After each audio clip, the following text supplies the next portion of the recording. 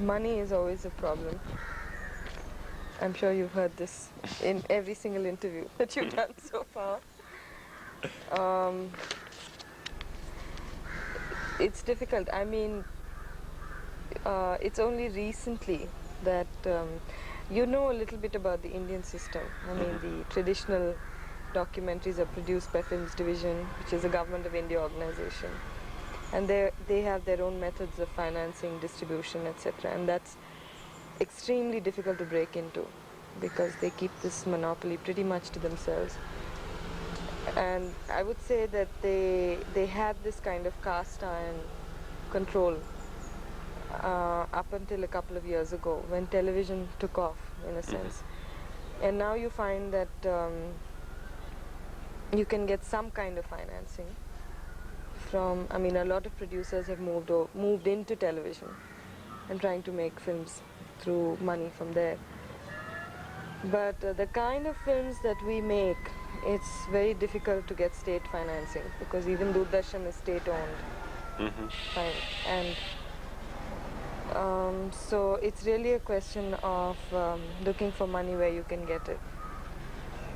And mostly, I mean, up until now, what has been a very mutually agreeable situation has been to get money from donor agencies or funding agencies who are willing to finance such films on the basis of grants, not necessarily on the commercial return or not necessarily on you know, what they're getting out of it. And I think many filmmakers have found this to be a good solution. This is what you did for What Has Happened to Our City? Yeah, well, what has happened to our city, well, the money was not raised by us. It was raised by the group, Hyderabad Ekta. But I think they also approached a donor agency to get the money. But the earlier films, the women's films, were made through a grant from a West German funding agency. And that was a one-time project, 4 films, and it included distribution, prints and distribution.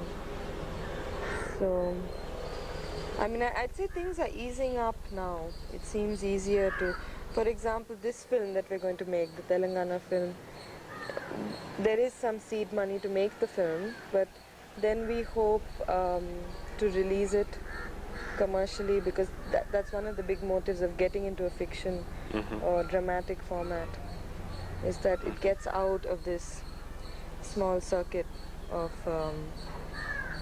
because it isn't very well organized in India, this alternative circuit, you know. So, and plus it can get onto television, and if they put it onto television you get quite a good sum.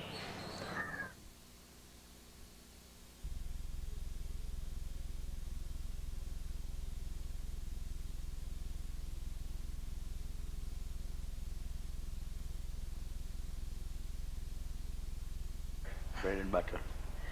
Well, I do some films for the big industries here, and they call me every now and then to shoot their films, you know. So that is, I think, the main source of income for in the house is that. And over a period of many years, it has been like that. And I do still photography also. So I have been doing very little since the 80s, 1980, but I mean, that's one of the main sources of making a documentary on a, you know, big corporation or something like that. But I've just been going around as a cameraman for. And you find that this doesn't drain your energy away from a film like Hyderabad? Well, when I'm doing a film like that, then I'm full-time into that, then there's no deviation at all. Like when I'm doing a documentary film with my friends or colleagues or something, then there is absolutely full-time into that, so this part is completely shut.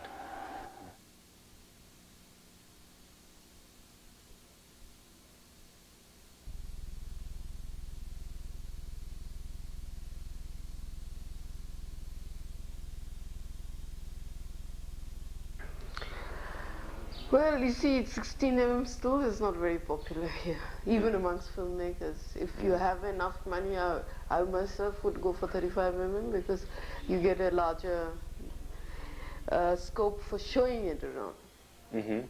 Because we come to this distribution thing. I mean, You know, the labs are not geared for 16 mm here. It's suddenly nothing encourages you to do 16 mm. And I think people who are doing 16 mm are foolhardy in doing it, frankly. But whether one has been influenced by this concept of mobility, well, now you've got video, which is so much more mobile, and you've got a finished product more or less. You just have to, you don't have to go through this whole processing and dependence on lab. I think in that case, that should have caught on. 8 mm should have caught on even more in terms of mobility, in terms of less dependence on infrastructure, less money, you know, but for some reason those things haven't caught on. I know a lot of people, even in West Germany, still shoot on Super 8 and do very good films, and they sell it, you know, they get back something out of it. So I don't know whether the 16 mm is something which a few filmmakers at random in this country are doing or not. It's an interesting problem because there are millions of 16 millimeter projectors around this country, and yet there still isn't a kind of, I mean, why don't we talk about distribution now, because we're already there? I mean, okay, the thing is, one of the primary reasons perhaps is because the 16 mm projectors, though they are all over the country, they are under the government control. They've been distributed by the state governments to schools, colleges, community centers, etc. Now, they are to show specifically films made by Films Division, that's by the government, or by the state government. It's not meant for people outside who make films. Their films are not seen as valid films to be shown by the government. And in fact, I took a workshop 3 years ago in Madhya Pradesh, and they'd called all the administrative officers and everybody. They said they wanted to solve this problem. Okay, they had 50 people over. They called me and a few other freelance filmmakers, and they said, suggest ways we can solve, how we can buy. We have money, we can buy. We should build up an archive of material. But the minute they put the proposal to the chief minister, who's the head of the state, he said, nothing doing. We can't have outsiders bringing in new ideas into the state, which doesn't go with our thinking. For example, even as part of this program, they invited me to go and make a film on the land reform policy, for urban legislation policy. They had said they're going to give out land to poor people in the middle of the heart of the city. And the only comment which was negative in that film was that it shouldn't go the way the rural land reforms have gone. Immediately they said, no, we'll give you the money, but this is it. We can't have such films being shown to everybody around the state. Finito. Yeah? So you cannot take advantage of this infrastructure. It's as simple as that.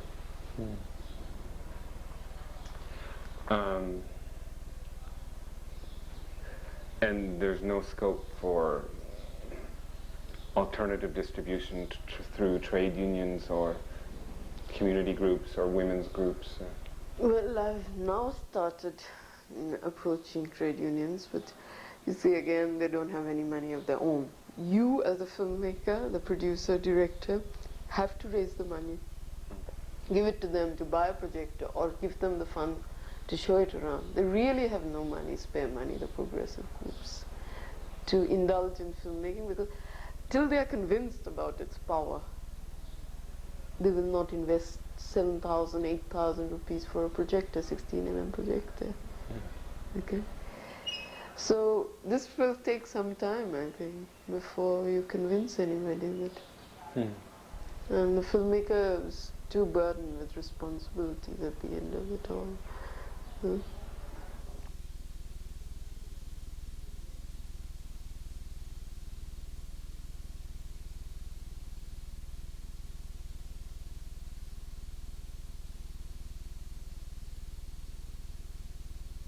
Miss, one of the reasons that I feel that the audience, why there is no audience for the documentary films, is basically because the distribution of the documentary films is totally monopolized in our country by government, our government. I mean, it's films division who distributes documentary films, and it's Doordarshan.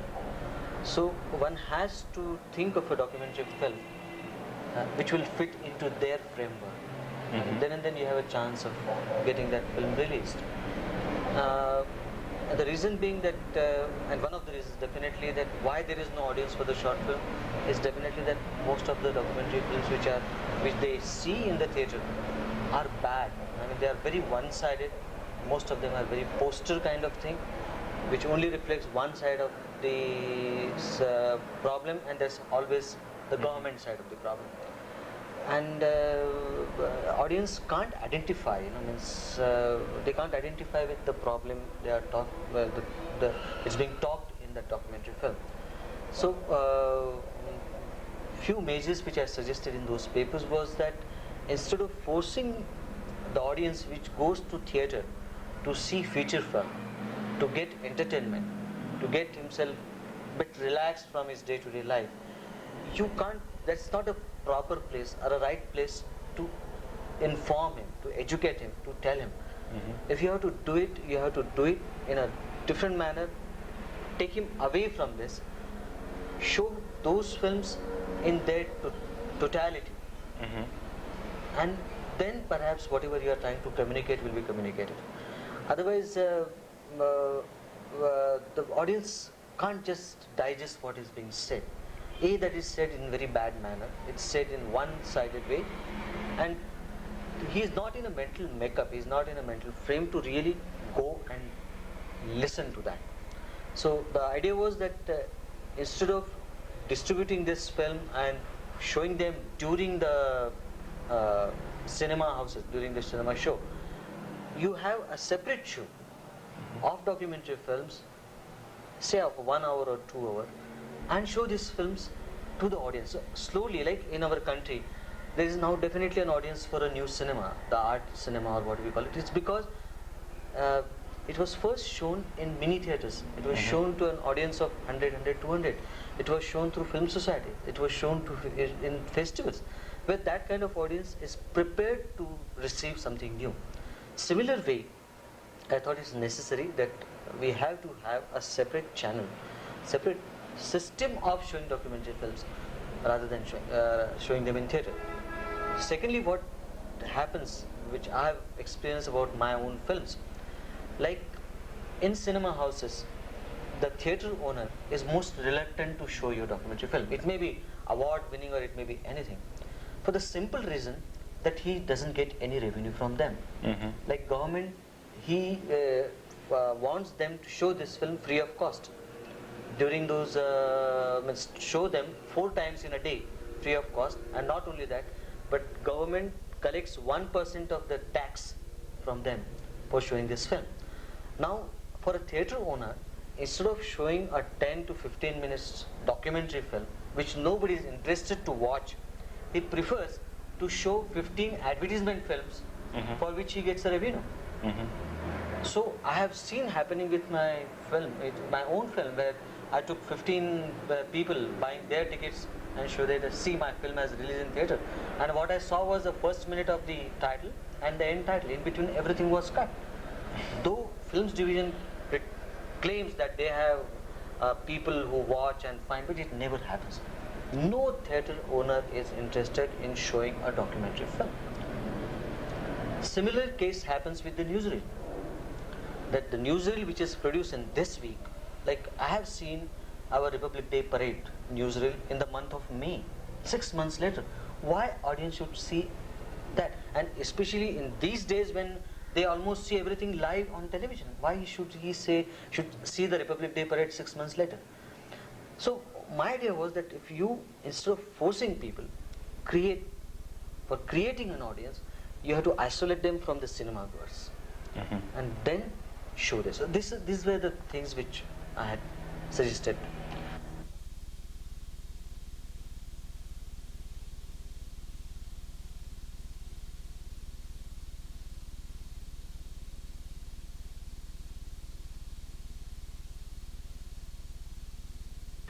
Can you talk a little bit more about this fundraising, how you finance your films? Through people who believe in the work through small donations, sometimes 5,000 rupees, 2,000 rupees, even 100 rupees from a large number of people, as well as now my films, my earlier films, I'm able to sell them sometimes. So abroad or abroad and in India.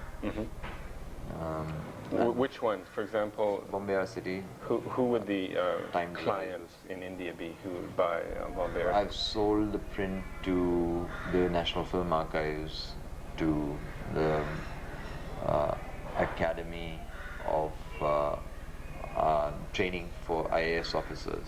In IAS, Administrative Service Officers. They bought a print, which was quite a nice surprise.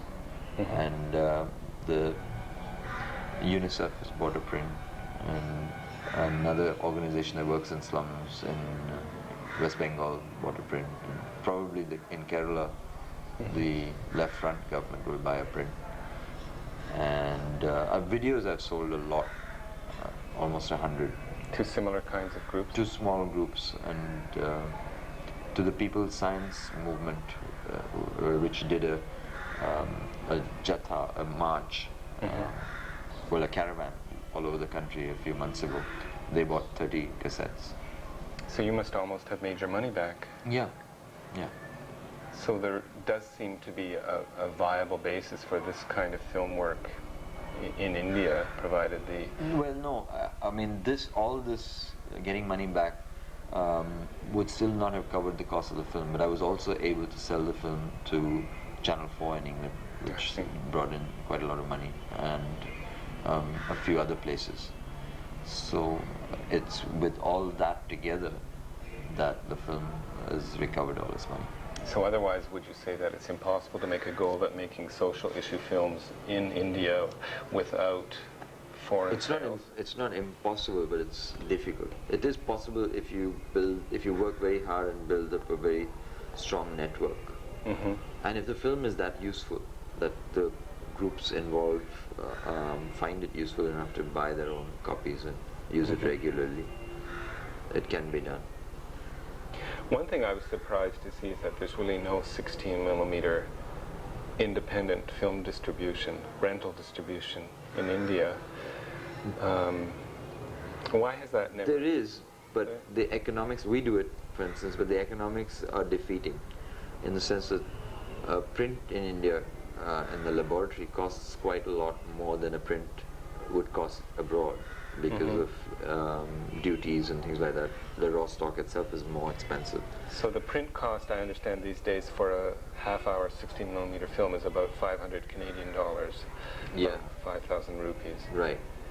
And that, say, if that's a print cost, and you would say that the average projectors are pretty bad, quite a lot of them, and if you were just sending your film around anywhere blindly, hoping for the best in terms of its use, you'd be lucky if the film lasted 100 screenings. So if you calculate how much you'd have to charge per rental to recover the print costs, it comes to 5,000 for this half-an-hour film. Well, my film again is 1.5-hour film, so it costs much more. So in order to recover my print costs of Bombay City, I have to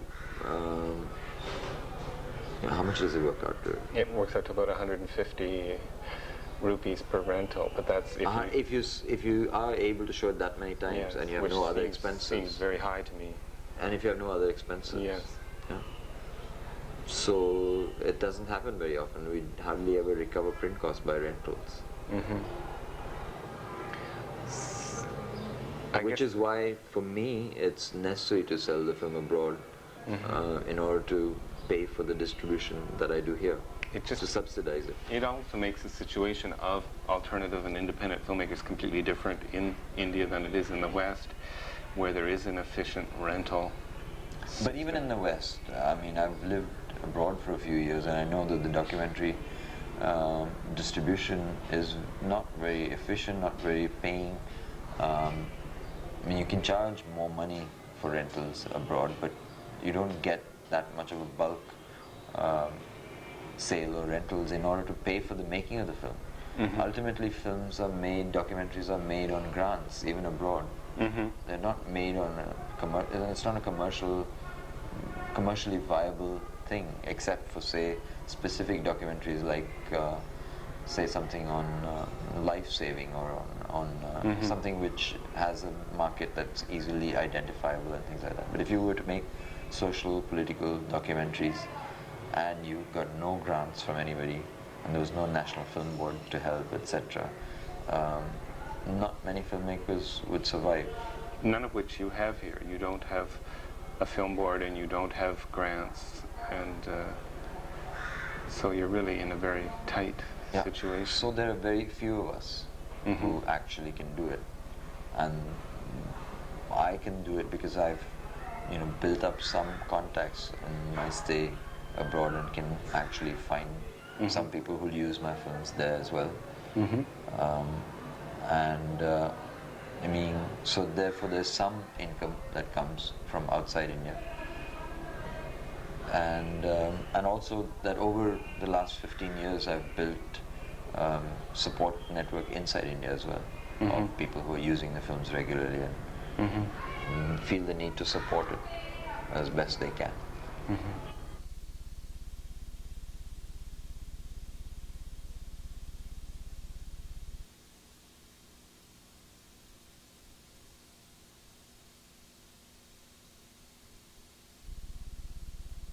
Well, as I was saying that we learned it the hard way with an Indian story. We really didn't have any distribution. And there's no alternate distribution circuit in India except the one that I mentioned. And so we were stuck with a film that was made without without a place to show it. And so slowly, over the course of the years, we got in touch with trade unions, student bodies, civil liberty organizations, people that we already knew who were active in these fields, and started showing films through them. Did the 1 hour format turn out to be a good format for distributing to all these groups? Yeah, I think so. 1 hour is better than 1.5. No, I think, we didn't really think about whether a long film is suitable or a short film is suitable. Indian Story was just made. I mean, it's made as long as it took to make. It took to tell whatever we wanted to say. The problem was, and continues to be, as Shah says, that there's no established network as yet. But you have the film societies who, because Indian Story sort of became quite, infamous in the sense that it got into all kinds of hassles. It became the huge protracted fight with the censor board. We went to court and got written about, talked about, and it sort of became a popular thing to see Indian Story in a certain circle. So the film societies were very keen, and they started taking it. But we also wanted to go beyond the film society circuits. So there was one of the target groups that we wanted to approach were the university and college students. We couldn't openly take it to the school students because the film was given a certificate of adults category. So you can't show it to non-adults. So that was one problem. Why was that? Because of the brutality of the imagery? That's the reason given. Though I had asked the chairman of the censor board that how about the children of those who've been blinded? Have they been spared the brutality of seeing their fathers? But there was no answer to that. So we started, getting sort of contacts from student bodies and so on and so forth, and we started developing those contacts. And we have now a fairly long list of addresses of this kind of organizations all across the country, with whom we have been in touch since then. So we in fact did the work of setting up a distribution network by just, whoever wrote to us, we put them on a kind of a list, and it kept on growing. Then the other area we walked in is the trade union organizations. But I must say that the poorest response so far is from the established trade unions. They somehow don't want their workers to see political films even today. They would much rather have them see the Hindi commercial films. And we thought maybe, you know, the unions would be able to give us money to make language versions of this film, you know, which would really be the best thing to do. At the present, you only have an English version? We only have an English version. Of an Indian story. Of Indian story. But the way the film stands is, because a lot of it is in Hindi, the original, you know, dialogue is mostly in Hindi, which is subtitled. It's only the commentary which is in English, and 2 interviews. But the kind of English that is, in a sense, is not very difficult kind of, it's not very literary kind of language. It is understood by quite a large section of the people. And what we do normally is go and translate it. Or there is somebody who does the translations. For example, just last month, I mean, it was shown to rural groups in Midnapur district in West Bengal. And the 3 chaps who organized it, the 3 screenings, they had translated the whole thing in Bengali. At times what you have to do is you have to stop the film midway and have a little discussion and explanations. So you probably have to change the reel anyway, do you? The 16mm, yeah, we do. I have to stop. So those are utilized, and that's one of the things that's the way it's shown. But as far as commercial viability of showing these films are concerned, there is no commercial viability at all. There is no way you can make any kind of recovery from these films. So these groups don't pay you a rental? They do, but very little. I mean, most of them, you know, can't even afford, and whatever they do, it just about probably covers the cost of making a new print.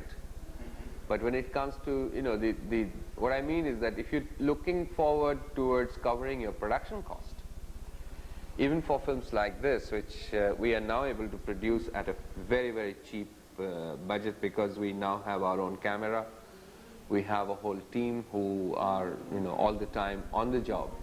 So we don't really depend on these films for our salary or for our wages, which we try and take from our projects, other projects, commercial projects that we do. So the films really come out as byproducts.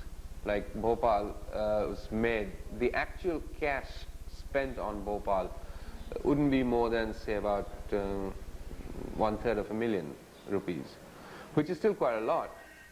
But if this was being made independently by any other unit, it would have cost about more than, you know, almost about 1 million rupees, because the kind of production values involved in it. I mean, shooting over a period of a year on location with a whole unit there is enormous costs involved. And sometimes the ratios go very high. I mean, in case of Bhopal, it is 1:10, which is pretty high. Indian Story was made at 1:6, and Bhopal was much more than that. So still, your production cost can never be covered by the kind of distribution that you're aiming at. So you still are continuing to do these commissions? And yes, we have to. There's no other way. There's no other way. We've been fortunate. Once again, you see, because there are people and there are friends in the government and in some agencies who are very keen to help. So whenever a project of the kind that comes across them, which they feel that, you know, we would do, because there is no basic, you know, compromise involved in the objective we said we will work for. So they give us those projects. And there are times, you know, they don't even ask us as to why we are quoting high, because they have this faith that, you know, if you make a little money there, it'll be used in some other project which will be quite useful, or something which they would like to see being made. So that's the only way I think, you know, we can continue doing what we are doing.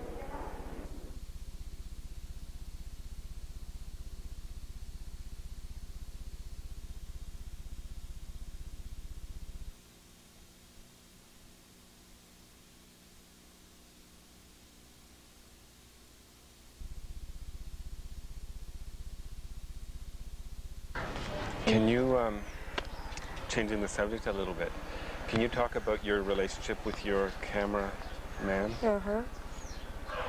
on the set? Yeah, I would say that it's something that's evolved over many years of working together, and it's really a very, very special understanding. I don't think it's also with our sound recordist, three of us together, and I found that it really struck me how well this is working out in the Hyderabad film, because there, I mean, we had to go into situations completely cold. We'd never seen these people before, and you enter a situation where people are completely traumatized, either by a death or it's very emotional, and you have to work together, taking all that into account. You really have to be very cohesive and very quiet about the way one works. And that's when I realized that there was a kind of a very good understanding between us. And well, the way we work is that I do the interviewing and the actual relating to people, and Navrose and Somshekar, who's our sound recordist, they figure out the technical stuff, but by now it's pretty automatic, you see. But I think it differs from film to film, because when we do more structured things, where you have a situation which is in your control a little bit more, you're not just rushing out onto the street, filming a riot, going into someone's home and just starting off with very little time or room to prepare or talk even. So, but I think when we do more structured kind of films where we do talk about, what we want it to look like and things like that, then we work a little differently in terms of having a look for the film, or... Can you give me an example of that? Well, we've made one fiction film so far, which you haven't seen yet, which is on domestic violence. And that we did, that was an effort with a women's group, and the script was done collectively with this group. And it was, the script was a kind of composite of 5 stories of women who had survived suicide attempts, young women. The rate of suicide in India is very high. Women 18 to 28 in there.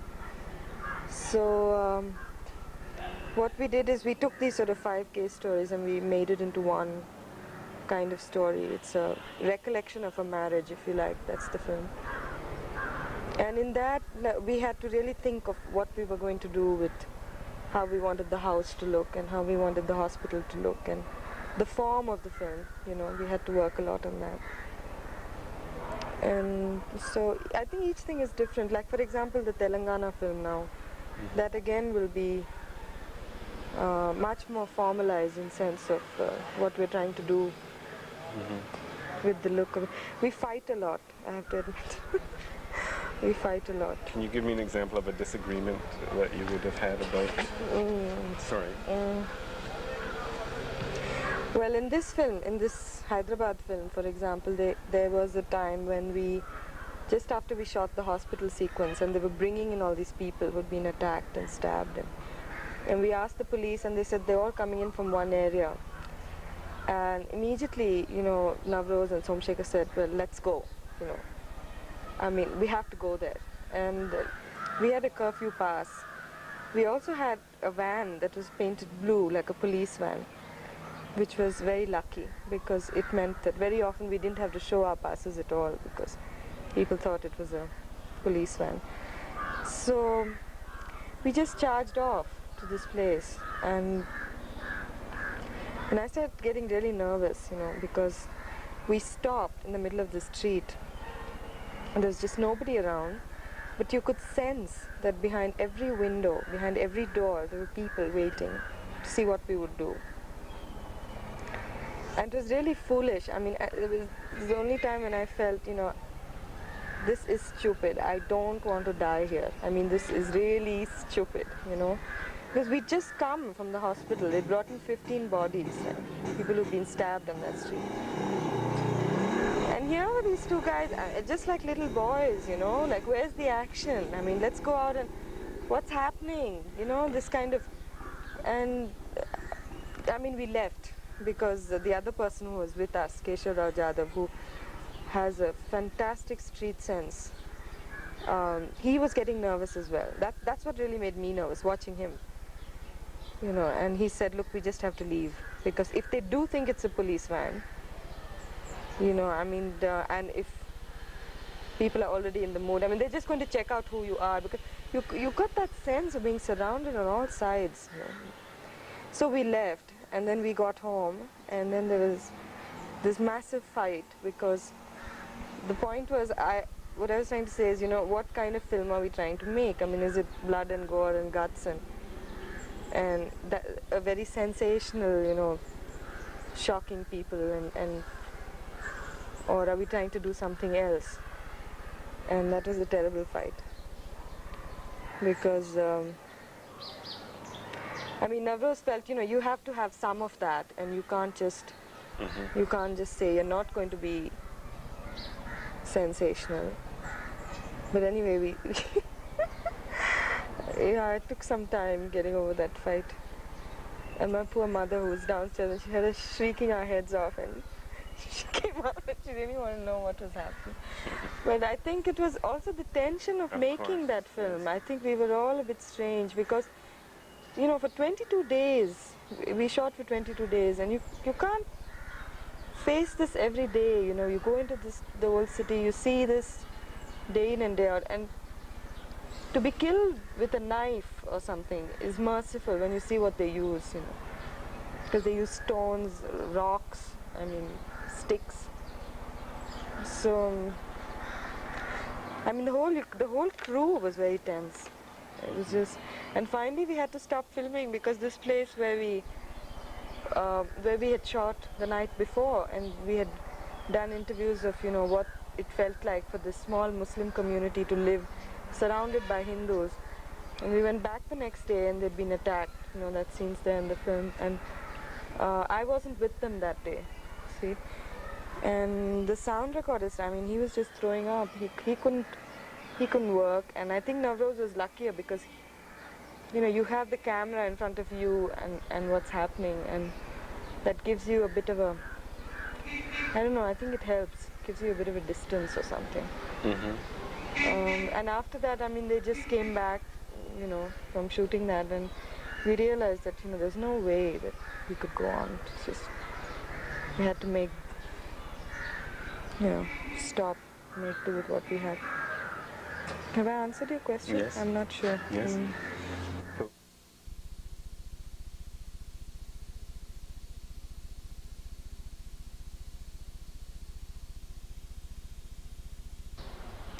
And so the project developed from this article, your project? Yes, from this article, then we put in a proposal to a voluntary organization, which was also publishing this article. So we said, well, why don't you get hold of some funds and we can make a film of this area, because already the researcher and I have been involved with this community for so long, and they've agreed that we should film them. As long as we filmed everybody we had been talking to and give them a fair enough chance to put their points forward and not cut it in a voyeuristic way. This was one of the promises we had to make. So,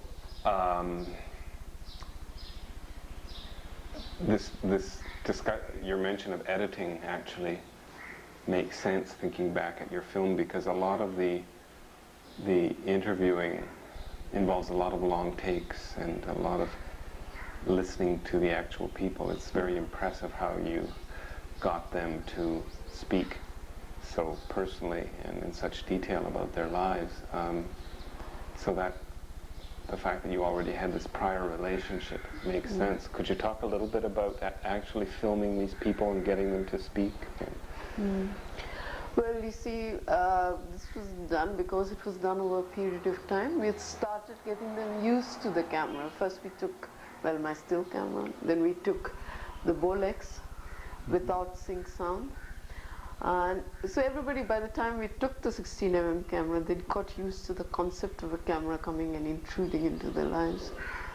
But there was, in these villages, there's hierarchy is very much to be respected by an outsider. So we had to go to this guy who was mustache, big mustache, Nen Singh, who's really the village leader of that place. Now we had to start with him.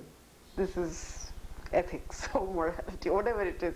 It's the way things are done, and so we were told that we must start with him. So we went to him, and till that time we've been very, very close friends with him. And suddenly he just clammed up.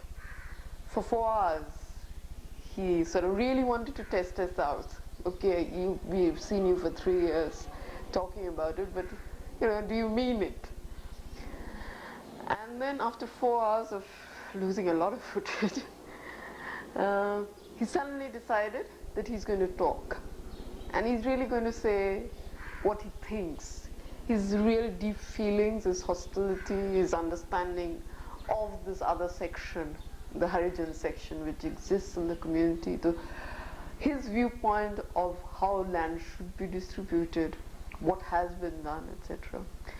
But it came like a burst, because he suddenly looked at me after 4 hours and he said, okay, now I know you want the truth, and because I think of you as my sister deep down, I'll say it. I know you'll misconstrue it, you'll work it against me, whatever, but since you're not saying anything either way, I'll say it, because I know you're not going to leave me.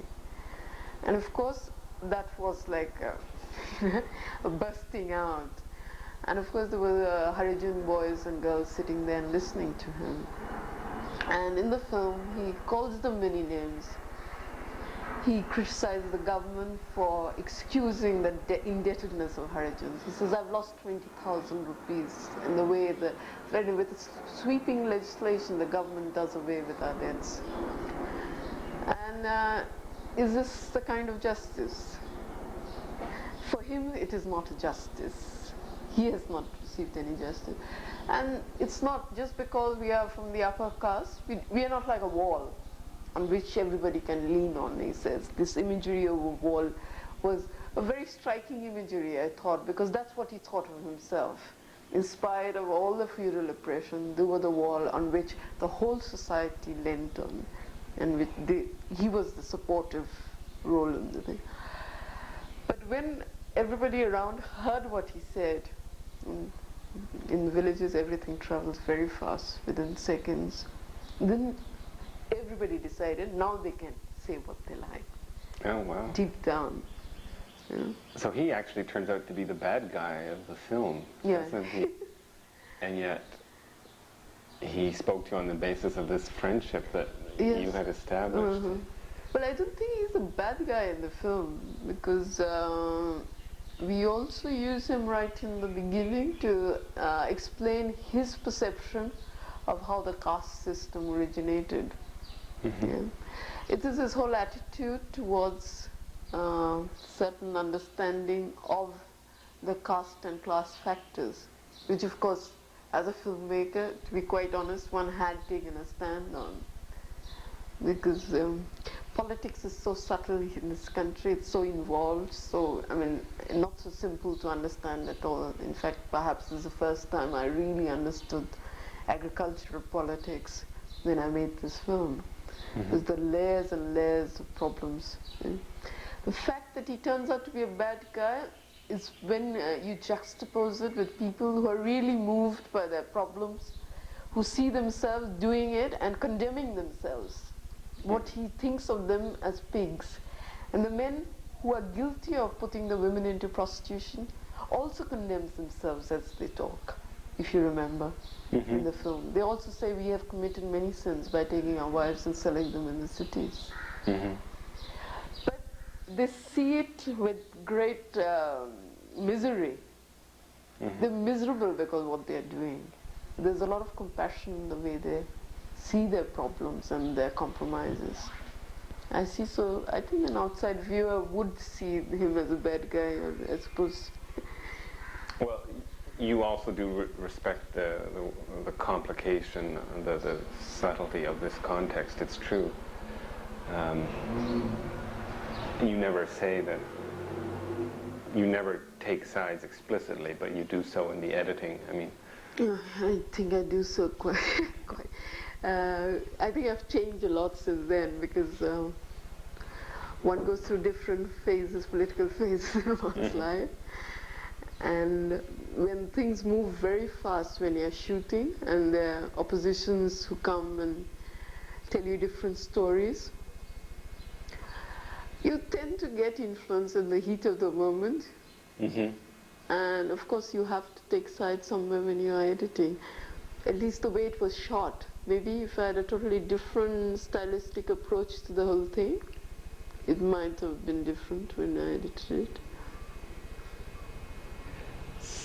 can you talk a little bit more about editing it and the process of... Well, you know, to be quite frank, Tom, I totally disagree with the way I edited it now. Today I'm a different person from what I was. And that's your right. Yeah, a couple of years ago. And because I also started seeing the world very differently. And my influences are very different now, and I think that's a very healthy thing.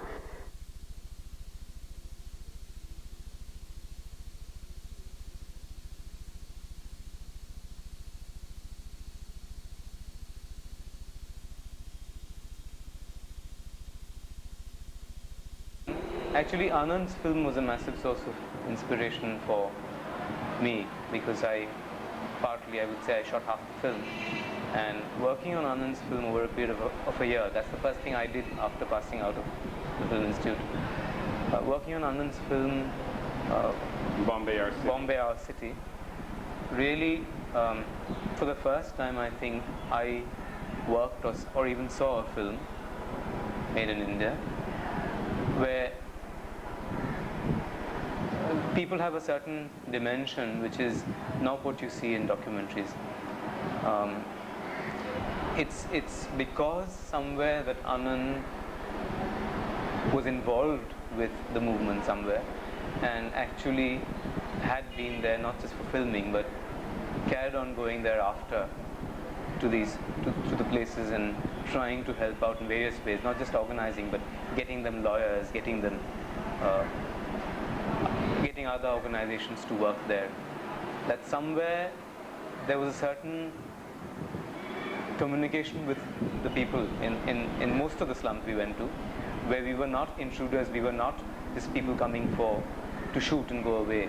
They saw us as somewhere friends, and they could relate to us somewhere.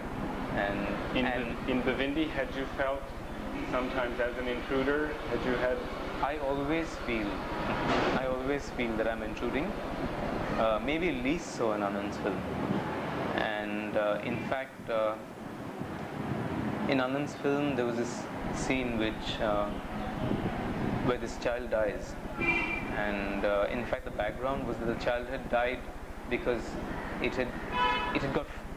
was feverish for a few days, and because the mother had gone for a demonstration because they were being evicted, and the mother had gone for a demonstration and the child had been carried and the child had got wet in the rain. After that the child got fever, and maybe because of that the child died later on. Anand suddenly phoned up and said that there's been this death, and he was upset, and he'd gone there and the people wanted him to shoot, and Anand was not very sure if he wanted to shoot, but the people said that he wanted to shoot, and I went over, and we were in this situation where there's been this tragedy and we are outsiders, and obviously both of us were feeling, I was feeling very horrible about shooting, and so was Anand. But Anand said that the people over there, the boy's mother, the child's mother, I think it was a boy, the child's mother, 1-year-old baby, and the father, especially the father. The mother was very, very grieved. and was not being able to speak. But the father said that he wanted that they would have nothing left, no memory left of the child. There would be nothing, there would be no, they'd have nothing of the child but this. If we shot it, they'd have the film. So they wanted us to shoot, and in that situation I think that we shot, and that was the only thing to do. But I remember feeling extremely, it was a very, very, it would otherwise have been a very voyeuristic situation, and not voyeuristic really, but you know what I mean. I mean, you really feel that that you're not only intruding, but somewhere everything is material. In documentary, I mean, I have that problem of finding everything. You're constantly involved in or making films on issues which mean intruding onto people, and in areas they're either suffering, or they've had some catastrophe, or they've had some horrible violence imposed on them from the outside, or they've had something like Bhopal, or they've been evicted, and you're going there, and they are, and you're going there and shooting and filming them, and their traumas, their suffering, their lives, and asking them questions, and you know, subjecting them to, it's an imposition. The camera and your presence somewhere is an imposition, and ultimately there is this question of what does it do for them, and it's been raised sometimes. But I think Anand's film was an eye-opener, and though I felt it at times in his film, but I think the way in which his carrying on going there even after the film was over and continuing working with them, I'm not saying that I would be able to do that, because I find myself not being able to carry on working in a certain area for too long. I mean, I feel I have to move on. Anand says so also, but he certainly does much more than he made that film over a period of about 2 years. He was involved with their struggle for at least a year before and a year after, and I think he still is. In fact, he still is. Well, also his roots are in Bombay in a way that yours are not. Yeah.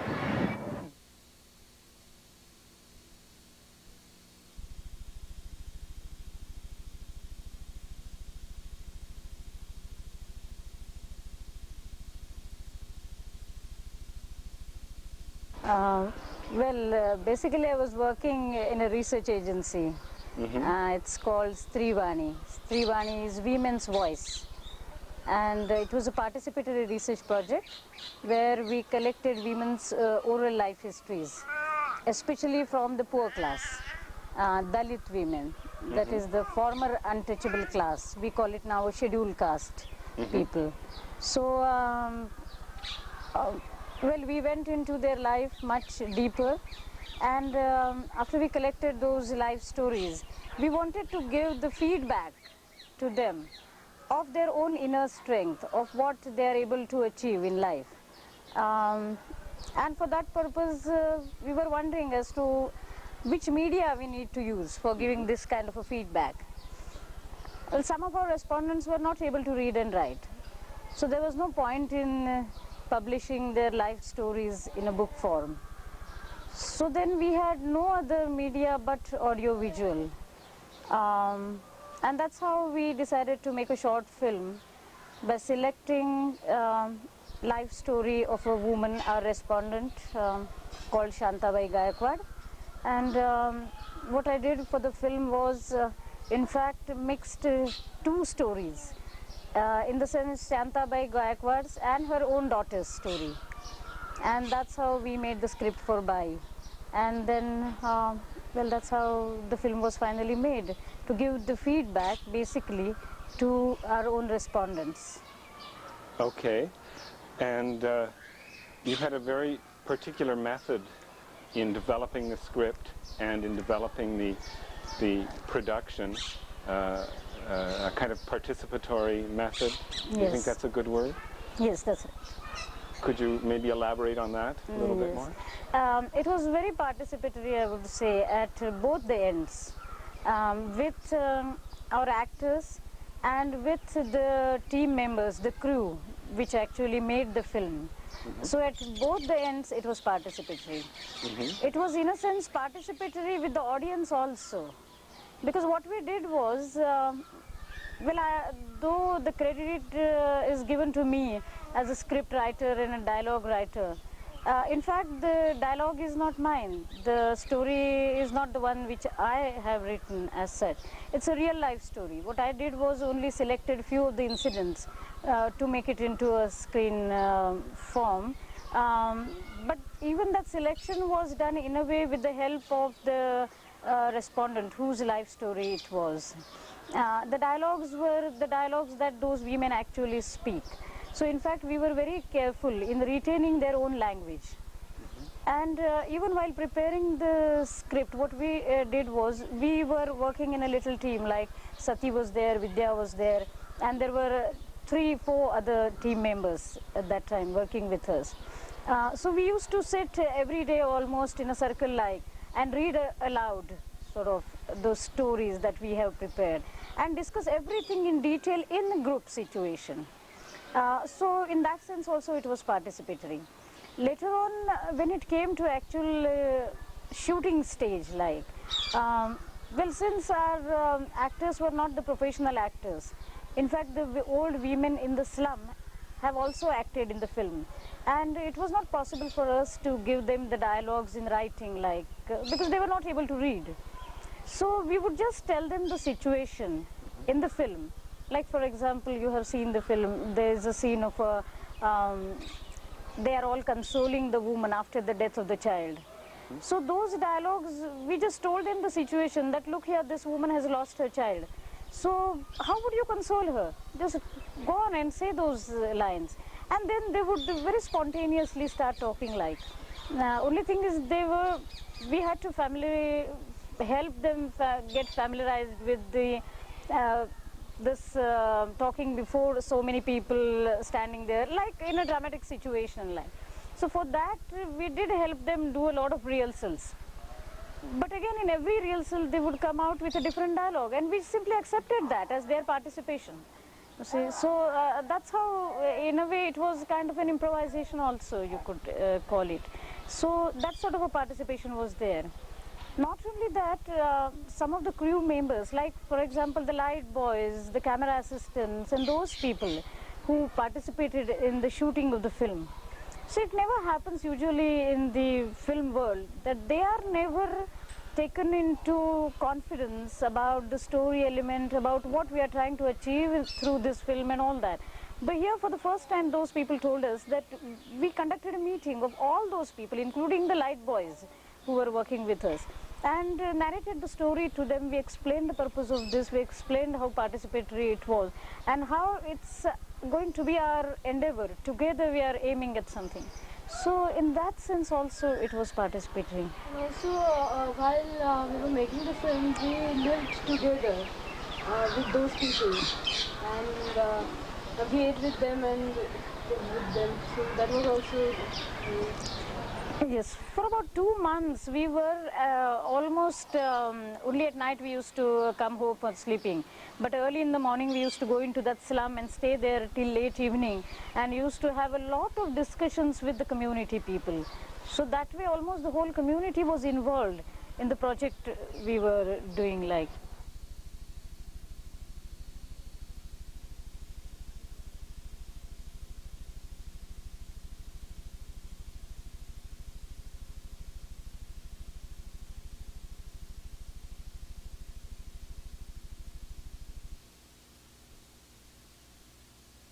I think that it's everywhere in the world, you know, once you take up the, I mean, it's one of the biggest challenges in shooting a documentary is that you have this damn camera in front of you and you have to start those stupid lights and, you know, and then it's really a tremendous, isn't that too bad?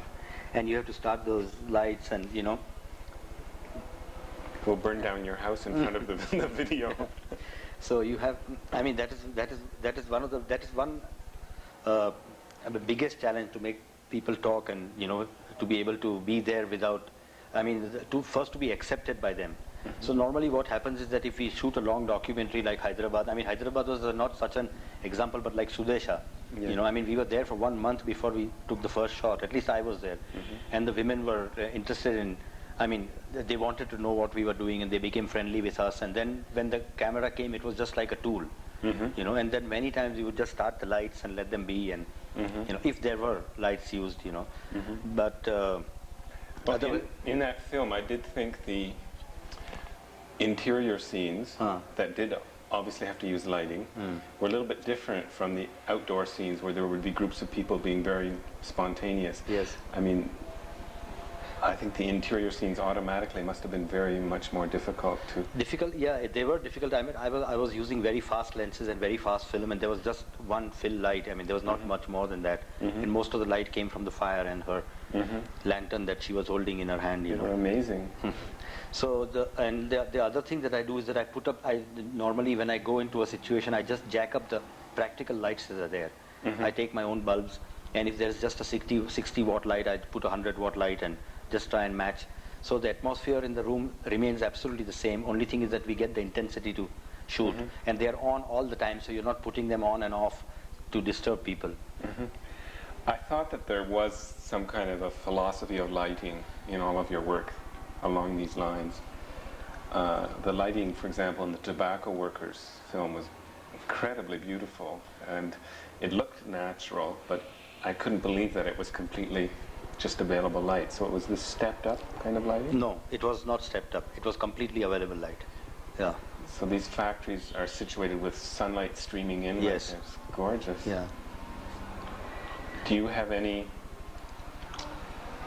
Is this a really strong principle for you, or are you... Well, in a way, it is a very strong principle. I mean, as a cameraman, I do like to light up also. I mean, once in a way, you know, it's like, because when you go to a completely dark room, like say in Sudesha's house, which had absolutely no light, it's like going into a studio and you put on the light, and that becomes your light source, or whatever. The light source depends on you, because even the light from the door didn't come inside her house. It was absolutely pitch dark, you know.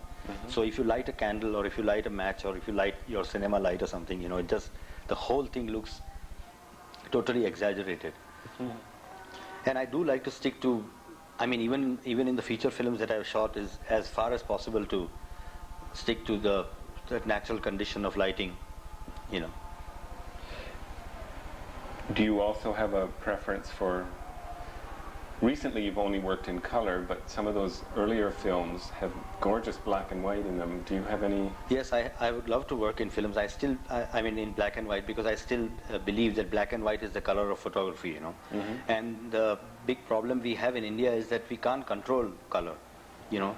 And I don't like very saturated colors, and in India it is very, like you see in the Kutch film, it is very difficult because all the women are wearing beautiful red clothes and, you know, orange turbans, and you know. So it's really difficult to control. And the background is all bleached out. Yeah, and the black background is bleached out, and you know. So what I try to do is at least try to select the time of the day when the colors can be subdued, when there can be some control over their movements or something, you know. But of course it is all within me, because I can never tell the subject that I'm photographing that I want you to do this or that, or want you to sit here or here, you know.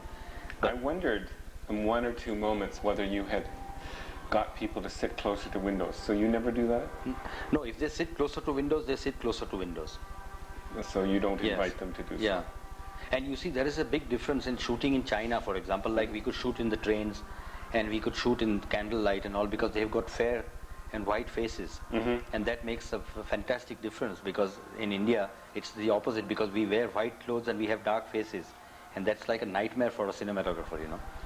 It's been a little bit hard for my interviews, too. Surely.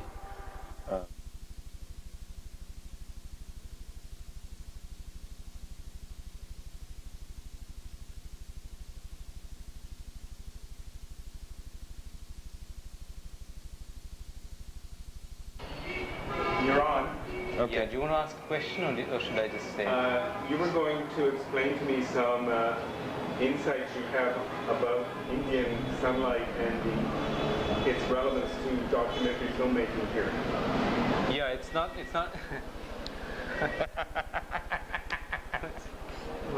sorry. No, go on. No, go on. Tell the whole everybody. That you can chop out. No, it's not Indian. No, I think you want to include that. Of course he wants to include it. Sure. Don't you remember that Bob Dylan song in Highway 66 or something where he sort of starts off with laugh? Never mind. That's okay. Yeah. No, I wasn't really talking about Indian sunlight, but a certain quality of tropical sunlight and sky. There's a certain tyranny imposed by the kind of stocks manufactured, negative stocks manufactured in the West, which we are forced to use because we haven't developed our own film. There's a certain tyranny in the sense that we are given stock, or we use stock because we are forced to use stock, which have certain parameters which are not suitable to our conditions really. The ideal conditions for most of the stock, I'm talking about Kodak or Fuji or Geva, is low contrast, not as bad as video, but fairly low contrast, and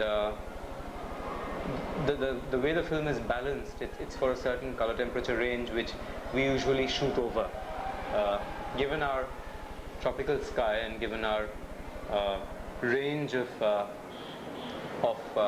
much higher exposure range, much higher color temperatures, we usually tend to get colors which, a certain light which tends to saturate colors much more, and what happens because of that is that the contrast level increases so much that very often the film cannot render these things as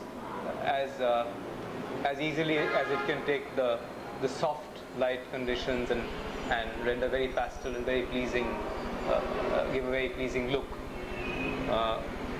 I've been of late thinking that instead of seeing that as a handicap, which most cinematographers do, and all through one's training and even one's apprenticeship with cameramen in the industry.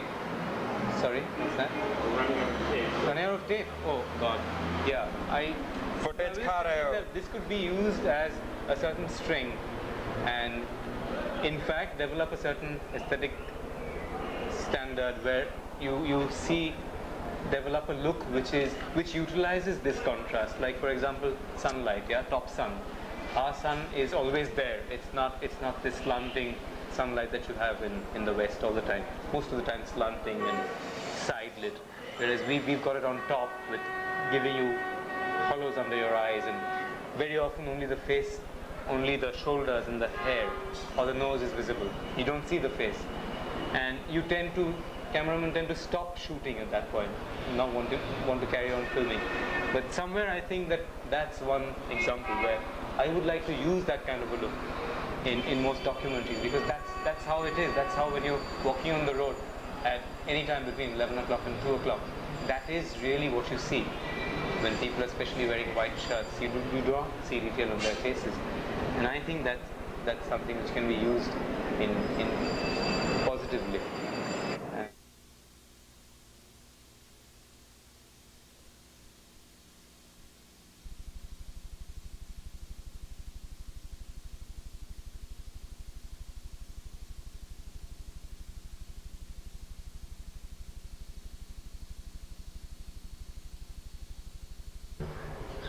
It's because I'm much more interested in finding things than in creating things.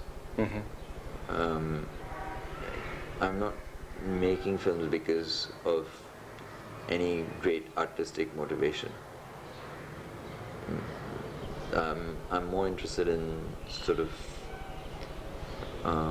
bringing people's attention to things that already exist. So this is why you listen to people so carefully and are able to transmit their voices in your films. Yeah, for instance, in Bombay City, really the problems I saw it was that people would, the problem, say for the middle class, or people like me, upper middle class, was that we looked at slums.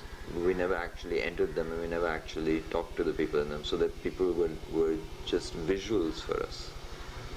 And so the thing that needed to be done was that the people needed voices. Visuals everybody has. I mean, that's the difference between a photograph or a postcard and a documentary. I've heard from other Indian filmmakers that it's impossible to shoot in communities on the street, that it's very difficult to get people to talk naturally into the microphone, and you've proved them all wrong. I mean, how was it possible to go into the slum in Bombay and get them to speak so articulately? I never had problem. In fact, I don't understand how people say that, because people, most of the time, people love to speak, and in fact, you just have to find out who's bullshitting and who isn't, because people are always dying to speak, and so it's just a process of selection. I mean, and in Bombay City, it was almost a natural selection. I found that the women, generally speaking, the women who spoke most of the time were, almost all of the time, were completely spontaneous and weren't aware of camera, or they didn't care. So they were just there, and they had, nobody had allowed them to speak before, at least in public, and this was their chance, and so they were happy to do it. They really wanted to do it. And so these weren't already women with leadership roles? No. In Bombay City, it was completely random. It wasn't. I didn't go out searching for the militant women's activists. I actually just went and filmed whoever was willing to speak, and there were many people. It was, and generally the women were militant, analytical, and passionate about what they were saying. This film could have been more effective in a purely mechanical sense had I, instead of, say if I was making a film just to mobilize slum dwellers into demonstrations or actions and immediate sort of things, it would have been more effective to do away with all those long cinema verite kind of things with the upper class, which don't work very well in terms of, because all the subtlety is gone in translation. When say the police commissioner is talking about the image of policemen and how the advertising bodies should improve the image of the police, and how they should teach karate to boys in schools and colleges to fight against the hordes. All that is a loss in translation. So it might have been more effective to have a harder commentary. But I really didn't want to do that. So anyway, as it stands now, there's quite the sections of which are in English and which I've translated into Hindi, and the Hindi version don't work very well. They work as visuals. I mean, you can see, well, this is the upper class and this is where they live, and but they don't work in audio so well. What about the musical, satirical sequences? Yeah, like using the Tchaikovsky to... I'm not sure exactly whether they work or not, but people accept it, so I'm not sure what that music means. I know they enjoy the jazz sequence a lot at the end. That's like fun. It's like disco. But, so this kind of indirect or satirical kind of rhetoric, you feel is useful and appropriate? It's very effective when I'm showing the film to the upper class, those sequences, because there's no language problem, there's no translation involved, and this is the voice that they've always heard. This is the opinions that they've heard, and they recognize it, so it's effective there.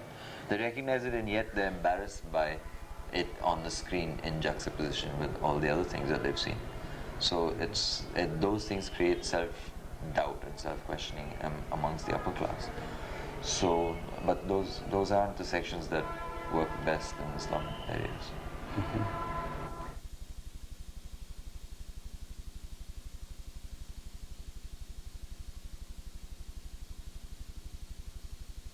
And the other disagreement that we still have and we did have at that point in time was that I thought his commentary was too polemical.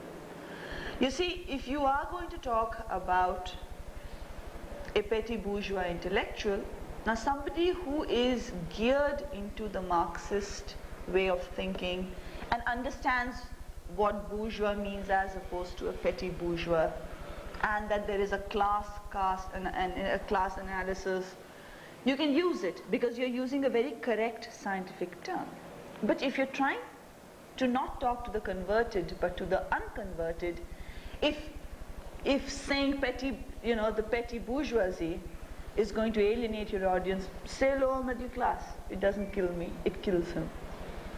Actually, I was responding to the same problem when I looked at an Indian historian, Bhopal, and I'm not taking sides or anything, but I wondered whether there had been any evolution in your sense of commentary between those two films, because I too noticed a few touches in the commentary of what I consider to be slightly redundant rhetoric, and I thought maybe it was more under control in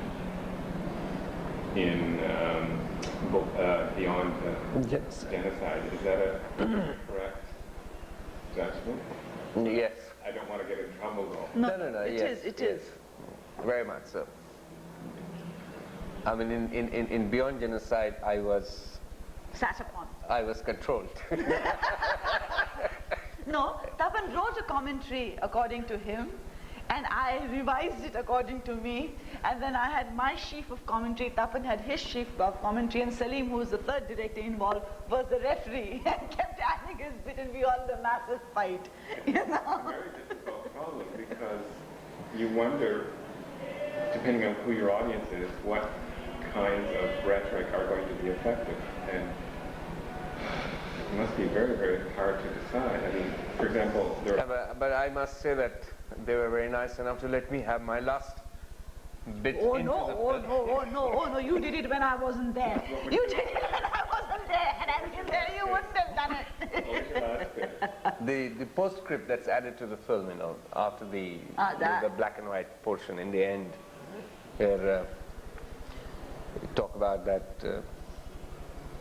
The people's movement in Bhopal. The film sort of comes to an end about what's happening in the present situation, then we start going into what the people's movement in Bhopal is doing. No, that we agreed upon. I thought you were talking about the last. Productivity can no longer be the arbiter, and things like that. I know, but you repeated it, and the repeat took place when I wasn't around. Right. Had I been around, you wouldn't have repeated it.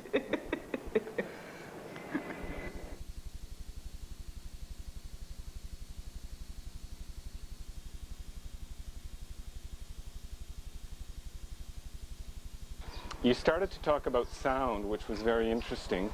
So maybe we can develop that a little bit. I think your work is really unique because no one else in India has such confidence on location sound. Everyone is terrified of location sound, and they all post-synchronize. So you could maybe talk a little bit more about that? About the confidence you said. Maybe sometimes, I don't know, the confidence might come out of my ignorance also of the media. I'm not a trained person in this media at all. And not just that, but perhaps it comes from my own training background. I'm a trained social worker basically. So that's how I prefer to listen to people's authentic voices. See, they have their own tones and they have their own texture of voice, and nobody else can imitate that. That's what we all believed, isn't that so? So we were very keen on having that. And another thing was the choice was very easy. You see, we had very little money. So that was another consideration which we must accept honestly. And the whole film, they knew for what purpose we were doing the film. They were not worried that it would be that we will earn a lot of money from this film, and we are not giving them the share and all that. They didn't, because otherwise they do worry about such things, no? Yes. So they refuse to cooperate. That they think that film people are very rich people and they will earn on us and like that. Have they had unfortunate experiences in the past with film? Yes, they did have, and they shared those with us. But to us, they never asked any money as such.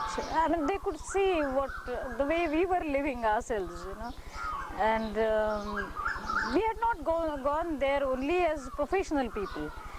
We were more of social workers to them, like, than the filmmakers. So it was easier.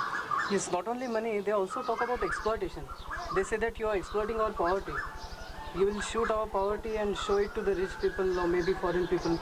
That's even to that extent they are aware. Yes. Yes.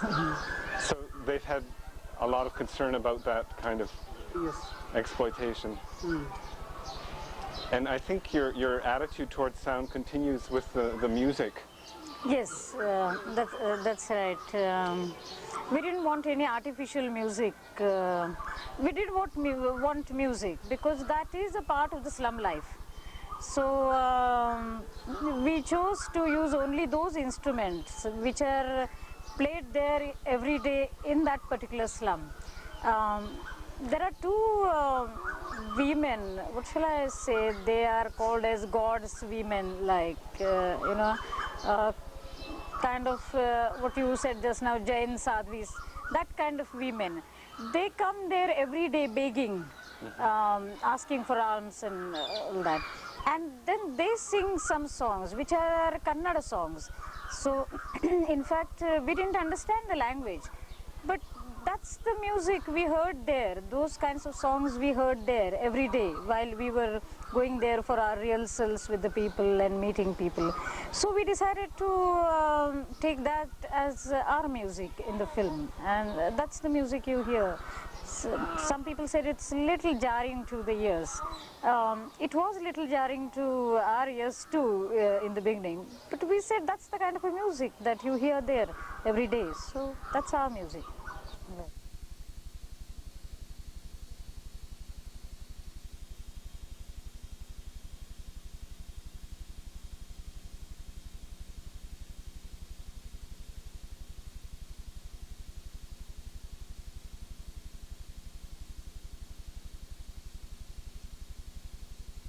I've shown with Bombay City in so many different parts of the country that even urban audiences change from place to place. Like urban audience in Kerala is totally different from urban audience in Bombay. The rural audiences, I don't have a lot of experience of showing Bombay City to rural audiences because we've mainly shown it in urban areas. We have shown it in rural areas, but not very often. Those screenings were again done by, say, the screenings that we did in. There's a print now in Madhya Pradesh in Chhattisgarh. The print has been given to Mine Workers Union, which is also working with rural workers, agricultural laborers, and so I went to some of those screenings and they were a lot of fun. Audiences reacted. It was huge audiences and they reacted very well. They learned the song in the film and started singing, and soon after the film was shown, and for them the film actually was almost like a warning about what will happen if they leave the rural area and go to the city, and what happens to people like them who do make that choice, and they could then evaluate what life in the countryside was like, and oppose it to the life of, say, a migrant in the city. So it wasn't exactly the same thing that they were getting from the film as an urban audience was getting. Seeing the film with various kinds of audiences, I'm talking about Bombay, our city, do you recognize any mistakes you might have made in the film or things that you want to change in your future approaches? I wouldn't say mistakes, but I can see how it's very difficult to make one film, the same film, to be effective in a, I'm using the word effective, you know, mechanically as a, you know, in terms of its use value, in terms of leading to action for change of some kind. To make it directly for that, to work effectively both for, say, a slum audience or a rural audience, as well as for an upper middle class audience or an upper class audience. Basically, I've made just one film and it's being used as, say, consciousness raiser for the upper middle class also, or middle class, to sort of win over a few people or to reduce their self-righteous sort of behavior and reduce the repression of those who are in power. And I'm using the film also as an organizing tool to unite slum dwellers and to unite working class. So it's not a one film which was meant to do only one job might have been able to do that more effectively. But I'm really using the same film to do several different things. In different versions, I mean different language versions, but the same film. And you're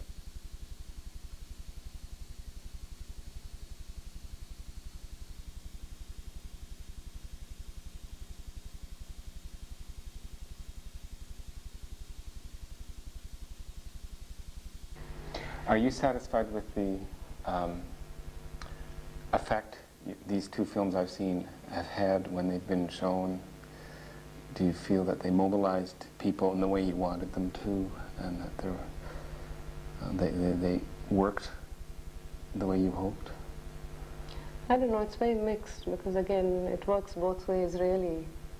And the Dowry film, I think, yes, it had a lot of distribution. It was released in all the theaters. They made language versions. And I don't know if I'm wrong. I can't exactly remember the number of theaters, but it goes down from the cities to the smaller towns, to the villages, and then to the mobile theaters. And that's a very large percentage of the population. I think they say it's 70. The films division, their distribution network covers 70%.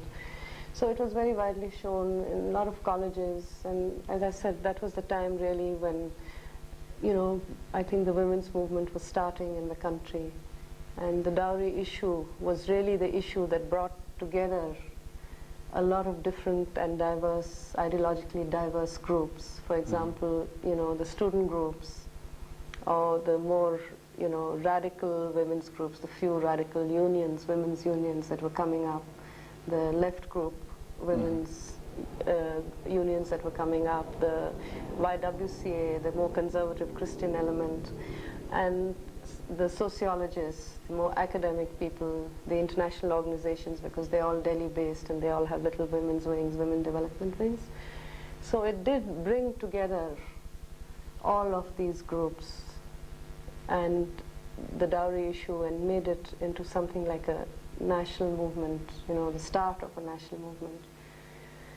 So I think, yes, that film was quite widely seen, and there was a lot of interesting responses. Of course, I don't get to know most of it, also because a lot of the responses come to television, and we never really, you know, it's never passed on to the filmmakers.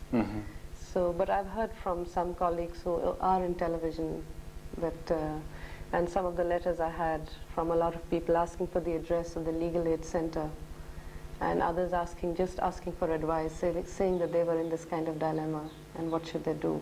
So Gift of Love was also shown on television? Yeah, it was shown in the theaters. And then later and then after the awards it was shown on television, yeah. Yeah.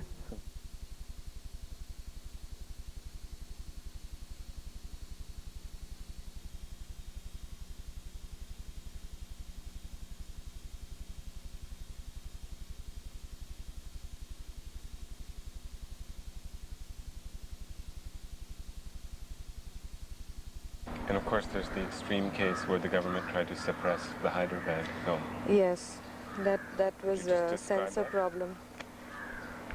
Well, basically the film deals with this one riot that took place in 1984, and there was a lot of evidence at the time that the Congress was directly involved in engineering and sustaining the riot. Involved in the sense that they used certain people, and they even used the Majlis to a certain extent to create this situation. And what we had in the film is pretty direct statements from victims, people who'd had their shops burnt, or people whose houses had been destroyed, or people who'd lost their lives or been attacked, and so on. And this became very disturbing for the censors because it was so evident in the film. Legally, the censors are entitled to ban any derogatory reference to the government or to the government leaders? No. But the thing is that they do serve as, that is their role. They do serve as what we call a front organization. Are you familiar with this term? Yes. For the government. And this is exactly what they suggested, something like 40 cuts. And all of them, it was very interesting because all the cuts related to deleting references to any form of political involvement. So we wrote this reply, we framed and wrote this reply where we accused them of many things, one of which was that you seem to be acting as a front organization for the Congress, and it was a very strong letter, and I think that had some kind of effect because immediately they dropped all the cuts and they just wanted one deletion which was very small, which we agreed to, that was just on the sound. But we also went into this question of partial truth and the whole truth, and how this kind of distortion, if we had done what they had asked, you would have got a completely distorted view of what happened. And we told them that, and we also said that then the responsibility for starting a riot once this film is seen will be on your heads. We said a lot of things like that. I can give that to you to read. I'd like to if you like at some stage. But they were very successful in stalling the distribution of the film because they took 1 year to decide. And I think those kind of delaying tactics were excellent on their part, because that's another way of, you don't give a direct answer, but you still make sure that the film does get suppressed in a sense. So similar stories have happened both to Patwardhan and to Tapan, Bose and That's right. Do you think that the attitude towards documentary is changing in the part of the censorship, or they're just going to continue using these tactics? I think they're going to continue. I don't see any reason why they should change now, because if you see what they've been set up for, they have to just preserve status quo at any cost, and they do that quite well. It's very funny, there was a film called New Delhi Times, which is a fiction film. Ramesh Sharma? I haven't seen it. Well, it's very interesting because it's a fiction story of something that our film dealt with in documentary. It's the same thing, a problem between two chief ministers and riots which are engineered and stuff like that. And in a fiction format, the film seemed to be completely acceptable, which was quite interesting, for the censors. But in documentary, they immediately saw it as a threat.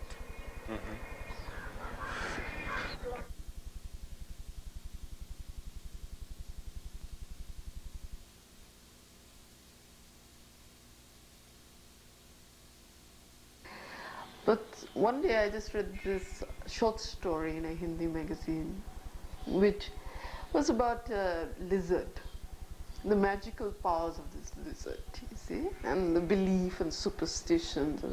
And it's been written by a very political person, who I know is a very political person, scriptwriter. And then I saw that this straight view, head-on view of politics, the goodies and the baddies, is also a very mature perception of politics, things around us. And maybe Marxism hasn't taken things like culture, superstition, all the other things which bring out a society, We haven't examined the individual enough. And all this question has been raised by everybody now. And when I read different literature, of course, these imageries, the power of imageries has really grown. It is so, I mean, enormous, the scope of exploring these imageries. So in the latest film, we're doing it in a place called Bihar. It's one of the richest coal mining areas in the country, where there's the background of the Indian mafia exploiting the workers there, exploiting the wealth, because they were there before the industry was nationalized. Now, the community in which we shot the film is a community where they recycle the waste of the industry. In this case specifically, it's the slurry or the waste which comes out of a coal washery. And it comes out through rivulets. These people intervene in the process, that's the workers intervene in the process, catch the slurry and recycle it into prime coking coal, for which they find a market. But even in this process, the contractors are involved, everybody else is involved. Now, visually when I first went, I was absolutely overwhelmed by the place, because it's something to see a man or a woman neck deep in the slime and slurry, which is absolutely black, working like that for hours at a stretch, coming out of these ponds like beings from another planet, you know, and working in the night. There are fires, thousands of fires lit up, and in that heat, which is absolutely unbearable, they're carrying on their lives. And there's no facilities, there's just no facilities at all. There's no health facilities, there's no water. They're digging into the riverbed to get out their drinking water. Every kind of hell you can imagine, you see there. So of course, as a visual person, one felt absolutely overwhelmed and thought, oh great, one can make a film here of this kind. And then of course, because of great politics in that area, there are different political people there with different political reasons for their interests, the left even and the right. So it was very confusing what to come out with, but then I decided it had to be something very simple, because it was so confusing.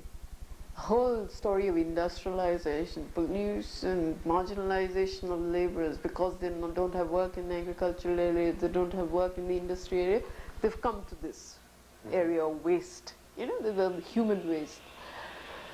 But I just can't grapple with this in a film. It'll be mammoth, you know, it'll go into parts, and I can't raise that kind of money. So we took something, a visual imagery, we looked for a visual imagery. So I was photographing over about 4 or 5 trips, visits, and then we found this little pink memorial tablet, which we was told later on is memorial tablet. And we are, what is this? So they said, well, all the people who have died a political death, or whatever is seen as a political death, whatever is seen as a sacrifice for continuing the fight against contractors, against oppressors, they are given this little memorial tablet. And the day is observed. And that day every year is observed not because of them as individuals, but because of what his sacrifice meant, what his martyrdom meant, and what it means in contemporary day society. So this is a day of getting together our thoughts and trying to bring different unions together and continue the fight. So it's, you know, I just came back and nothing, it didn't click for a long time, and I picked up Marquez's Chronicle of a Death Foretold. And this death, again, just kept on thinking there's something in common between that death and this death, though it wasn't love, death for love or anything like that. But there must be something, you know, in the way Marquez has thought it out very differently. doesn't give the facts of the story. He interprets the story through half-miss, inaccurate memories, wrong interpretations of the death, so many other things which influences the death. When we go back the next time, we asked why this death happened, and that's when we get the many stories of the death. And the many stories, in fact, we found it very interesting, covers all the points, all the social forces which operate in this area. The mafia, the Gundism, the death could be for the mafiaism, it could be for the Gundism, because of the oppression of women. There were many stories, many interpretations why this death happened. I didn't find the actual incident very interesting. Okay, there was firing and he got a bullet in his chest, whatever it is. You know, it varied anything from bullet in his chest to bullet in his stomach to him getting beaten to death. But that's when I realized the power of storytelling, and that you can say something like that as politically as you can say another very direct political statement. So this film we've already shot, because the Memorial Day was on the 1st of February. So we've shot for a period of time there. It was quite an amazing experience, because very few filmmakers have gone to that area and come out of it okay and shot there. There are many establishment problems also over there. And I think, well, I'm just hoping it'll be a very different kind of film structurally.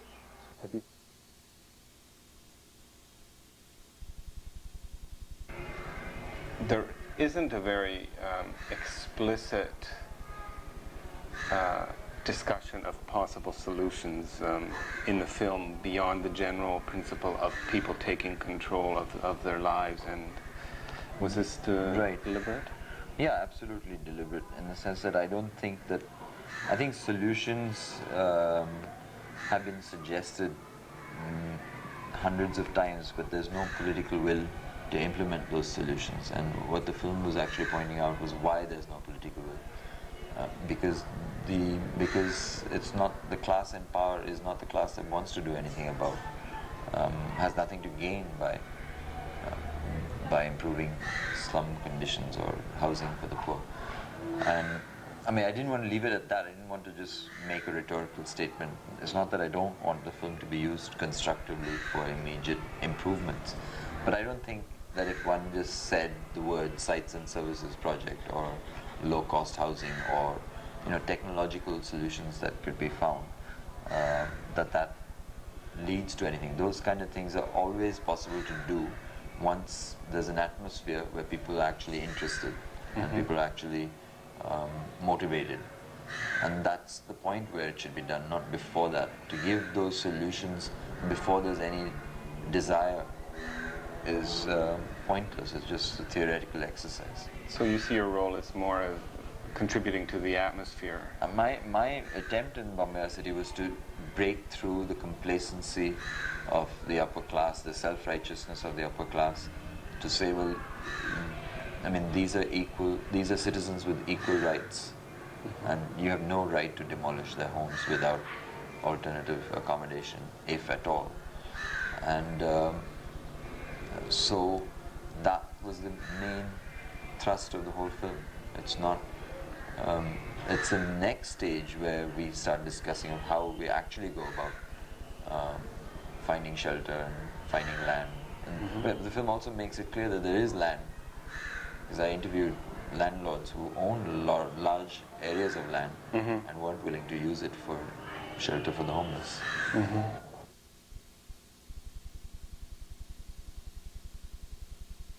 Actually, we read the story off the newspapers, and like a lot of people, were very horrified with the basic incident as to, about 37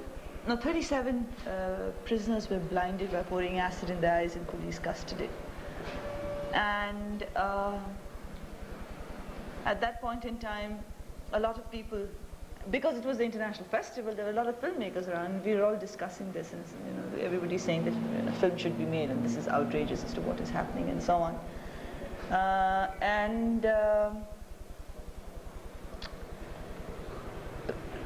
we started toying with the idea slightly more seriously, and the age-old problems are there. Where's the money going to come from, the finances, so on and so forth, and all the other points. But I think that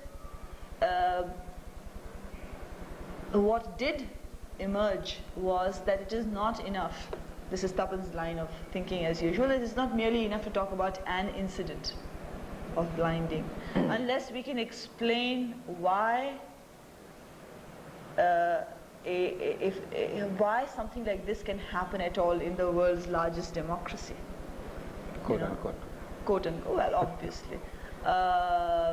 There's no point in just talking about, oh, these people are so bad, because this is generally how topical things are treated, you know, that this is an incident and it is in isolation and there's no analysis attached with it at all.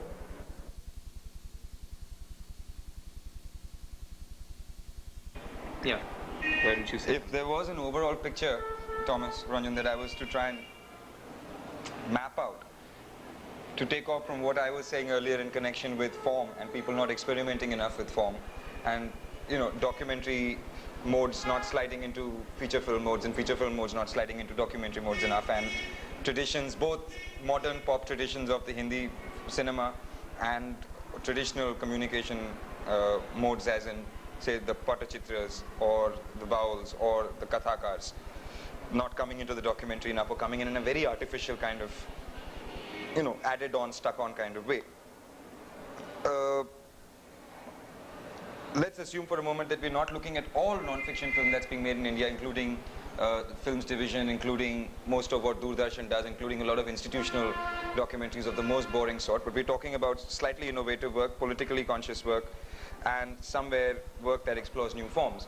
I think what tends to happen is filmmakers here, a lot of them, it's less and less now, but still a hell of a lot, do tend to look at the West, England, Europe, America, mostly for certain kinds of funding, or as a certain kind of an added market for their film, where they're happy or they have to be content, but they can manage if their films are shown here in small circles, in small film societies, and do not get a mainstream viewing, say on TV or in the big cinemas, as long as they manage to sell their film abroad, and their films abroad, and have them seen in festivals like Oberhausen or Berlin or other bigger festivals, or New Directors, New Directions in New York, and they get their money back from there or manage to make some money, so not for profit, but so that they can fund their own films again.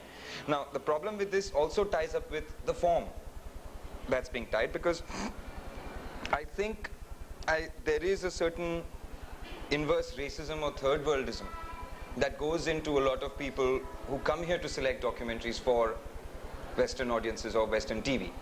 Yeah, earlier what they almost, I don't know if this is a repetition for what has been said before, but the feeling I get, and it's of course more enhanced with the most arrogant of the bastards who come in, and sometimes some people who are more sensitive come in and it's not that much there, but it's still there, which is that we come in here to look for a certain kind of film, and we come in here to look for a certain kind of vision that ties up with our idea of what third world filmmaking is, and that also ties up with other things. For example, that ties up with the way Kodak arranges the latitude of their films. I mean, they don't give a shit about what films look like in tropical sunlight. You have a problem with that. These people come in, when a documentary filmmaker, a lot of documentary filmmakers come into India from abroad, they again pick and choose what they see rather than being open to a larger reality and trying to find out something. Instead of being humble about it, they quite arrogantly move into a lot of stuff. Not all of them, mind you, some of the best ones do very fantastic work. In the same way, the people who come to select documentaries or pay for them or fund them from abroad also like documentaries to have a certain look. I mean, if a documentary is black and white, if it says straight agitprop things, in a third world look. Third world documentary. It's a very crass That's kind what of, we were talking about earlier. Third world documentary. If it's crashed, if it's black and white, if it's got bad sound, but if it's talking about starvation, or if it's talking about poverty, or if it's talking about some cops blinding somebody there, if it's talking about issues which are sensationalized or can be sensationalized in a Western environment, then they're very happy to select that. The minute a documentary filmmaker goes into a mode which is slightly oblique, slightly subtler, or something that they're not used to, then immediately it's like, no, wait a minute, you are the elite of the third world, you're not paying attention to the real serious issues that are going on here, and no, this is very bad, and we don't have time for your formal experiments. That's obscurantism, that's self-indulgence.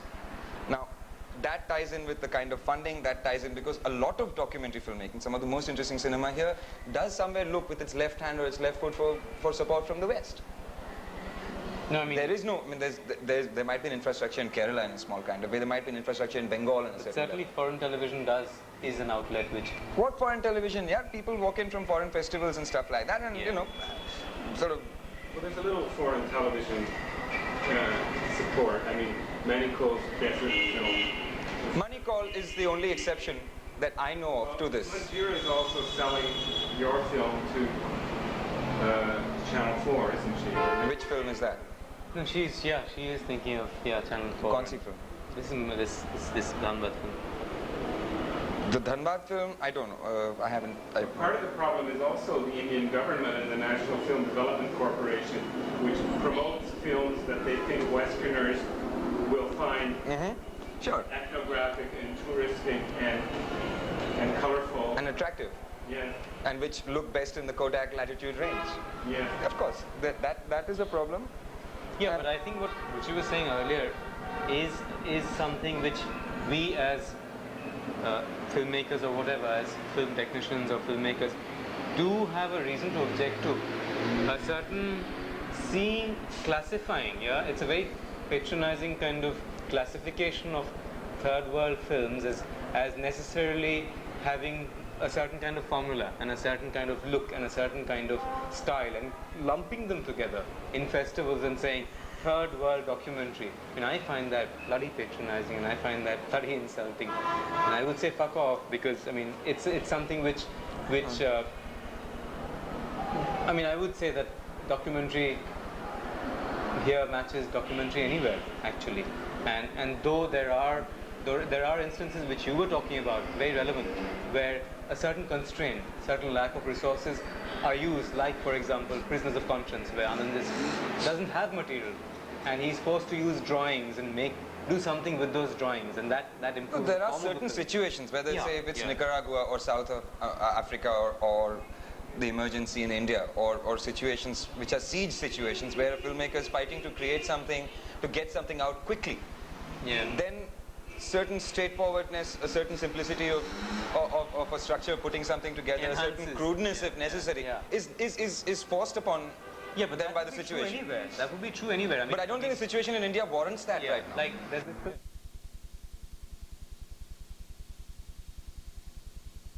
Whose Children? Whose Children? I'd done a film earlier for the Ministry of Social Welfare, which was what it was called then, and they have a Department of Women. I did a film on women, migrant women, construction workers, and about that time I thought I would like to do this film with children, also because of my son's interaction with some children, and of course we see them all over the city. You must have seen them selling newspapers. They're invisible, aren't they? I mean, people don't notice them, and they're everywhere. Yeah, but if you notice them, then you really... It's shocking. Yeah. It really is. So I had proposed the subject to the ministry, and they liked the idea, Ministry of Social Welfare, and we were going to sign the contract, and then they had a technical problem, they said, which was that since they're the Ministry of Social Welfare, they only deal with children's welfare, and so they don't deal with child labor. And the issue of child labor is with the Ministry of Labor. So in the Ministry of the Children's Welfare Department can't really fund a film on child labor. You see, everybody's divided into, if it's children's education, it's to do with the Ministry of Education. If it's working children, it's to do with the Ministry of Labor.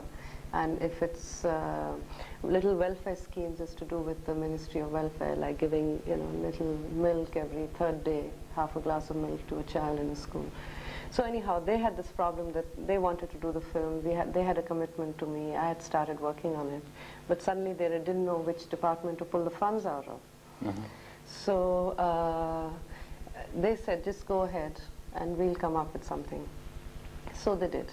So they came up with the fact that they would, in turn, I would approach them for the funds, which I already did, and they would then approach UNICEF in India for the money, since UNICEF and the local governments work in close coordination. And so that's what they did. The money came from UNICEF, went to the ministry, and then it came to me. So the film was made for the ministry. And I screened the film after it was over for them. And they didn't have a problem with the film, fortunately, but they had a problem with the credits in the film, which, you know, said Ministry of Social Welfare, Child Department presents Whose Children? And they said the only thing they would like taken out was this credit, because how could the ministry be showing this kind of a film which really knocked them? And there might be questions on it, because television is a state-owned medium, and, you know, anybody watching it officially might like to know why should they be sponsoring this kind of film, because they should be really sponsoring a reverse kind of film, and how much the government is doing for these children. So I was quite happy, actually, because you know, as long as it was only removing a credit title and not removing anything else, it was quite an okay compromise. So they did screen the film, and later they had a problem with the distribution of the film. It was shown on national telecast twice. And in what format? Was it a special documentary program or in the news? No, in 2 free slots. Because, you know, the slots are not very fixed. Like the news and current affairs, for example, are fixed slots. And then now the television, as you know, has become, they've gone commercial. They're selling time to private agencies. So the best times are really sold out, and there's very few little good times that are left, which are normally used for like the prime propaganda programs, you know, the Prime Minister's visit to a drought area, or, you know, that's right after the news. So that's saved up for these kind of things. So it was shown in that slot once, and once it was shown on a Sunday at 1 o'clock in the afternoon, which is a very good time also, because there's a 2 o'clock film. And Sunday is a day, you know, there's not much recreation for most people, so they stay in and watch television all day long. And anyhow, it was shown on these slots, and then the distribution was given in turn to UNICEF. But later, very soon after this happened, a lot of people were asking for copies. And since I also had a master copy of the video, I was giving it to people free of cost, and sometimes at cost price, and I didn't think I was doing anything wrong. You know, to voluntary agencies who are working with working children, or to colleges or schools who did approach me. But then the ministry wrote to me saying that, UNICEF wrote to me saying that we should have a meeting on this. And this was the only time actually that they were ever involved, because we never had a meeting up to the making of the film. They just gave the money, and this was it, you know. The ministry asked for the money, they gave the money. So at the meeting they said that the rights of the film really belong to them. And I thought that they might say this, and before I went for the meeting, and I talked to my colleagues and come up with a few, you know, ways of going around the issue. So I said, fine, you know, it's not a film, so there's no negative involved in it. It's just a video. So there is no such thing as a master copy, and we can all have the videos, and we can all give them out. And I promised not to give it out and make money on it. But so they're not distributing the film anymore, and that's why they wanted the master copy back, because the ministry had later asked them to withdraw and stop the circulation of the film. Did I make myself clear? Yes, absolutely. Yeah. Why? Now, they didn't tell me this, you see. They just wanted the copy, the master copy, right? And I told them this, what I said to you, that, you know, there's so many master copies, and we can all have a master copy. The ministry can have one, UNICEF can have one, I can have one, and maybe anybody else who wants one can have one. And, you know, the idea is for people who want to see it. And I'm not going to make $1 million on it, you know.